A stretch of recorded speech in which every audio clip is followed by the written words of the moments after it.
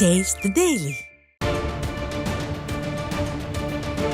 விழுப்புரம் மாவட்டம் விக்கிரவாண்டியில் பள்ளி வளாகத்தில் கழிவுநீர் தொட்டியில் விழுந்து உயிரிழந்த சிறுமியின் பெற்றோர் அரசின் நிதியை வாங்க மறுத்துள்ளனர். கூடுதல் விவரங்களோடு இணைகிறார் நமது செய்தியாளர் சுரேஷ். சுரேஷ், வணக்கம். கூடுதல் விவரங்களை எங்களுக்கு சொல்லுங்க. நிச்சயமாக மணிபாரதி.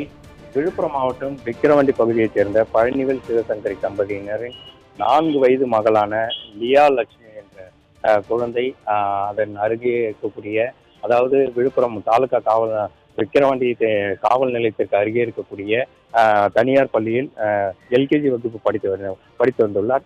நேற்று மாலை அவர் அந்த பள்ளி வளாகத்தில் உள்ள கழிவுநீர் தொட்டியில் விழுந்து உயிரிழந்ததாக கூறி பல்வேறு கட்ட போராட்டங்கள், சாலை மறியல் மற்றும் பள்ளி முற்றுகை உள்ளிட்ட பல்வேறு போராட்டங்களில் பெற்றோர்கள் மற்றும் உறவினர்கள் ஈடுபட்டதன் காரணமாக உடலை கைப்பற்றி காவல்துறையினர் பிரேத பரிசோதனைக்காக முண்டியம்பாக்கம் அரசு மருத்துவக் கல்லூரி மருத்துவமனைக்கு அனுப்பி வைத்தனர்.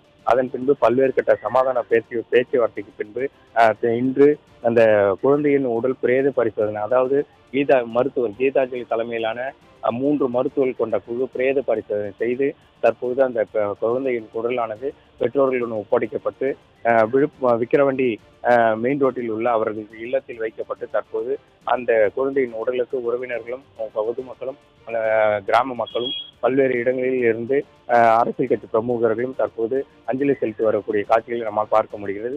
இந்த நிலையில்தான் தற்போது தமிழக வனத்துறை அமைச்சர் பொன்முடி, மாவட்ட ஆட்சியர், விக்கிரவாண்டி சட்டமன்ற உறுப்பினர் அன்னியூர் சிவா ஆகியோர் அந்த குழந்தையின் உடலுக்கு அஞ்சலி செலுத்துவதற்காக வருகை தந்தனர்.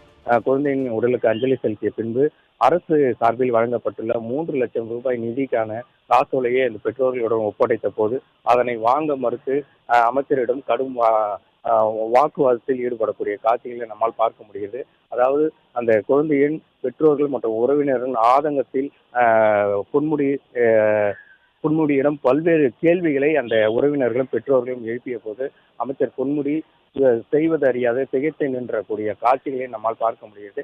இதற்கு காரணம் பள்ளி நிர்வாகத்தின் மீது எவ்வித நடவடிக்கையும் இதுவரை எடுக்கப்படவில்லை.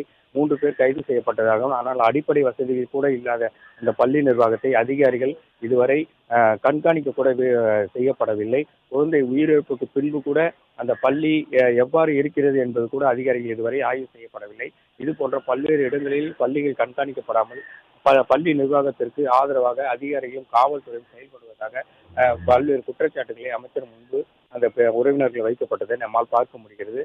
இதனை அறிந்து உடனடியாக குழந்தையின் அலட்சியத்தால், இந்த நிர்வாகத்தின் அலட்சியத்தால் குழந்தையின் உயிர் பறி போனதற்கு பின்பு இந்த நிதி தங்களுக்கு எதற்காக தருகிறீர்கள் என்ற கேள்வியும் குழந்தையின் தாயார் அந்த பொன்முடியின் கேட்டபோது உடனடியாக நடவடிக்கை எடுக்கப்படும் என வலியுறுத்தி அந்த நிதியை குழந்தையின் தாயாரிடம் கொடுத்தும் அதனை தாயார் வாங்க மறுத்ததால் வலுக்கட்டாயமாக குழந்தையின் உறவினர்களிடம் அந்த காசோலையானது அமைச்சர் பொன்முடி மற்றும் எம்எல்ஏ சிவா ஆகியோர் வலுக்கட்டாயமாக ஒப்படைக்கக்கூடிய காட்சிகள் நாம் பார்த்து கொண்டிருக்கிறோம்.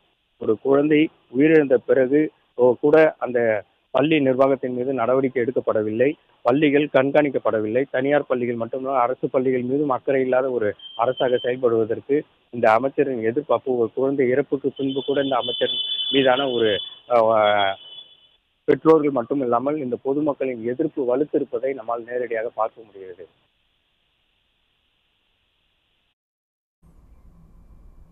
விவரங்களுக்கு நன்றி சுரேஷ்.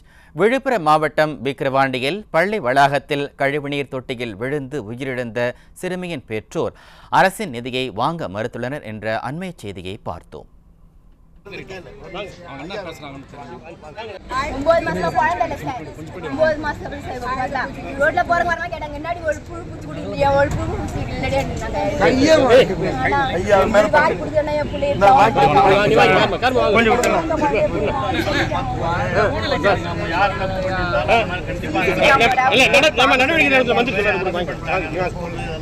அந்த டீச்சரை கேட்கணும் பண்ண சொல்லிட்டு என் பிள்ளைக்கு இங்க பாரு மாமா சொல்றது கேளு. அவங்க என்ன பேசுறாங்கன்னு தெரியும்.